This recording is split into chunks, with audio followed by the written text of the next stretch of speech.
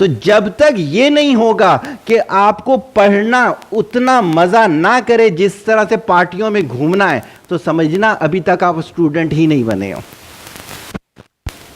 सही है? जब तक उस लेवल पे एंजॉय नहीं करोगे। एग्री और नॉट? मेरा मतलब है आपकी एनर्जी खत्म हो गई है, आवाज अब नहीं निकल रही है। एग्री और not? Thank you. Step number 4, collect the references, books and dictionaries. हमारे क्या होता है, नोट से पढ़ते हैं, नोट से पढ़ाया जाता है। मेरे पास जब बच्चे पढ़ने के लिए आते थे तो मैं उन्हें कहता था, अच्छा कौन सी किताब से पढ़ा है?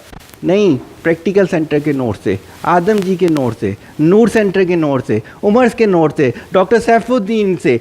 सही होगी? अरे भाई, किताबों से पढ़ते हैं तो क्या करें, आपने अभी से जो विजन बनाया जिस सब्जेक्ट का, उसकी रेफरेंस बुक्स जो है वो कलेक्ट कर लें।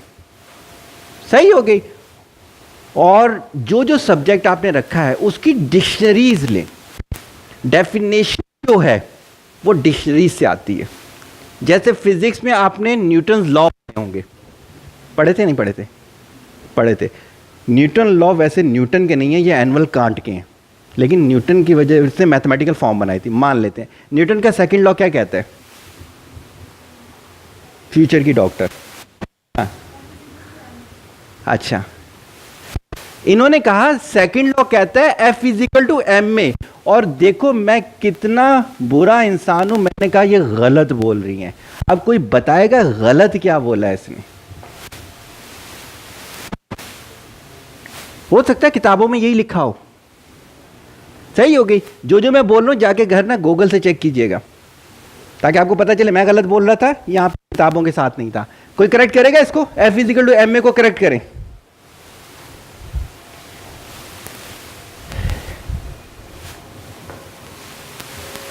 Summation F is equal to M में होता है।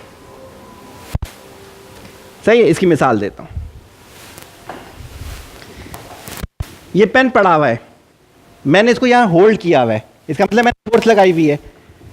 मैं इसको धकेल रहा हूं, ये आगे नहीं जा रहा, मैंने धकेला, ये आगे चला गया। कितनी फोर्सेस थी?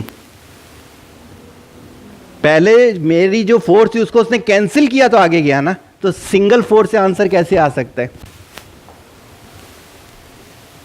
सही होगी चीज? तो क्या है कि जब तक आप एक्स्ट्रा बुक्स यूज नहीं करोगे, रिसर्च नहीं करोगे, सच की तलाश में नहीं चिपक जाओगे, गलत पढ़ते रहोगे, गलत जिंदगी गुजार के चले जाओगे। एग्रीड और नॉट? Thank you. आगे चलेंगे।